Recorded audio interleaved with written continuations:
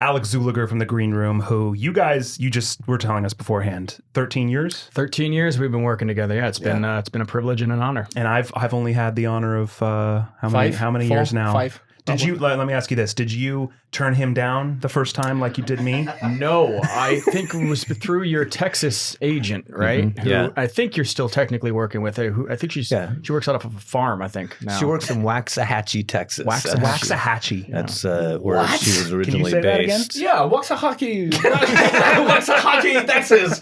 You know? Yeah, no, I remember talking to his agent at the time, the one in Texas, and being like, I feel like there's a lot I can help with here with Charlie, and he just seems like a damn cool guy. And so, whenever he's out in LA, like let's have a conversation. And I think it was on Ventura Boulevard. I always think it's Mimi's Cafe, right? Was it Mimi's Cafe or one of those like super popular chain brunch restaurants that was around like in the early 2000s? On the tip of my tongue. Who reached out to who first? Your reps or you reach out? I honestly don't remember. Which was it?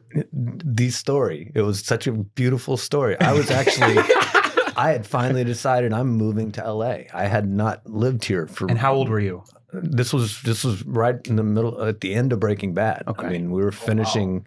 We're in between the 5th season and the 6th season, and I had a little SUV and a little trailer carrying some of my stuff, had packed an entire crate of stuff at our house for another truckload to bring.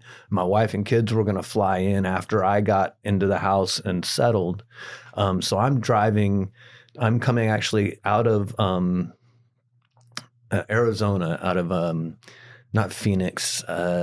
Anyway, I'm whatever's between here and Fort Worth, and just like going down this really steep mountain, the trailer behind me, and I get a call, and it's from Alex, and he tells me that my agent Linda had mentioned that I was moving to LA and that I might be looking for a rep, and I said absolutely. He says, well, when do you want to, when can we meet? And I was like, well, I'll be there tomorrow. I'm driving right now to the meeting. And you were coming from Fort Worth? From Fort Worth. Okay. Is that where you lived for majority of filming Breaking Bad? Yeah. So you would like fly most of New Mexico, right? Yeah, So, I would sometimes drive if they wanted me there for a while, so I didn't have to like try and lug a huge suitcase full of a week's worth of clothes. Yeah. And, but yeah, it was just a quick commute to New Mexico from Texas, and I was hired originally out of Texas for that. And wow. Then came out here. My first but the very last episode, I was actually doing it from LA and got to. So he was about to do like the end, right? The finale when you guys first. Yeah, absolutely. Yeah. No, and it's for me, I was. And what were you thinking? This guy's on this massive show. Yeah. Well, I mean, the same thing I'm thinking all the time. Where it's like I'm a big fan of finding sort of diamonds in the rough that I feel like are not getting the attention they deserve, to be honest with you. A lot of same thing with you guys, as you well know. I've told you that many times. But for me, I was like, this guy, Charlie Baker, could do so many more things. And I remember specifically when you and I first sat down, I was like, we have to counter program against Skinny Pete as soon as possible on a different show. Have you play something completely different as soon as possible, because Breaking Bad, as great of a show as it is, it will live on in history forever. Right. But all shows go off the air, and then the world asks what's next, right? And I remember the next thing that came up was we signed together. We had a lovely brunch on Ventura, and I was like, you say this stuff in the signing meetings At the Marmalade Cafe. Marmalade Cafe. That's what it was. Not Mimi's. Marmalade Cafe. Okay. Mimi's. Yeah. Marmalade Cafe. And I, you say this stuff in signing meetings because you genuinely want to help, and you think, okay, this is what I want to do, but you don't know if you're able to accomplish it because it requires so many other people to want to help on the buying side, casting and producers or whatever. And there was this role that came out, looked like a really small role, but I was like, it's really different for Charlie, and I think this would really accomplish our goal. I'm going to call him up and be like, hey, listen, I know you were just on this huge show, what have you, but there's this little show that hasn't come out yet. It's called The Blacklist. Oh my God. Little show. Yeah. And I think it's a role that could really do well. And it was a teeny role. Like if I was Charlie and I was getting the call from me saying, take a look at this role after coming off Breaking Bad, I've been like, who the hell is this manager? Pitching me this little stupid role. Well, to his credit, he went and he auditioned for this role and he got it. Or maybe it was a straight offer. I can't remember.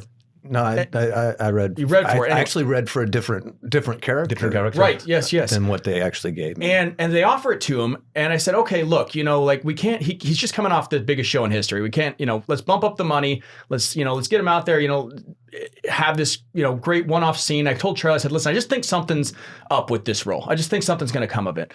Well, this one scene ends up becoming like the promo for the show for the first 3. I saw that. The first 3 months before the show came out, it was you and who's the lead of Blacklist was Spader. James Spader. You and James Spader basically are like the commercial for this show. Wow. And this teeny role ends up becoming like this 5-episode thing, and the internet's going crazy, like Skinny Pete's on the Blacklist and all this stuff. And that was off to the races. So you have a track record of turning what were smaller roles into long-lasting recurring. That's what I've been trying to do, because that's where a lot of the good stuff comes from, and it's really fun. That season was neat because I was the only actor who had done scenes with both the 2 nominees for Best Actor for the Emmys that year. And I was in both of those shows. Brian was up against James Spader. Charlie tends to collect dinner party story bookings. That was really cool because then you fill it in. Those are the most fun ones, though, right?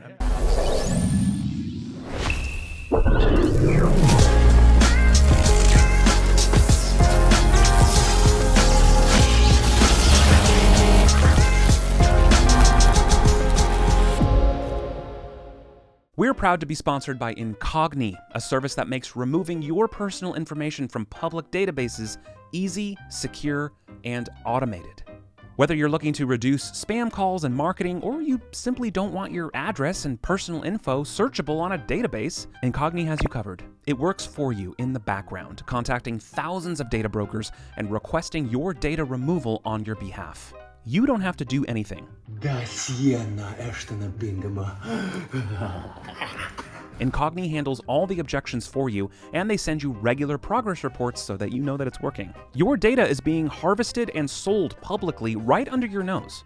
Now, these data brokers have to remove your personal info if you ask them to, but for you to do that by yourself, one by one, would literally take years.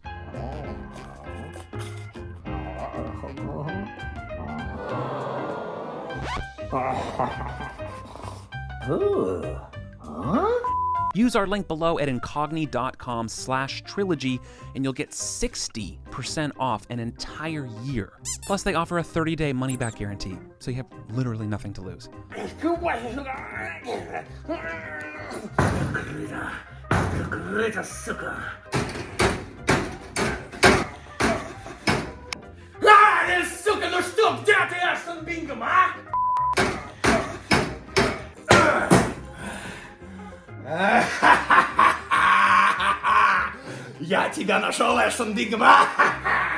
Give it a try for yourself and just wait for that first progress report. I guarantee you're going to be shocked at how many companies are actively harvesting and selling your personal information right now as we speak.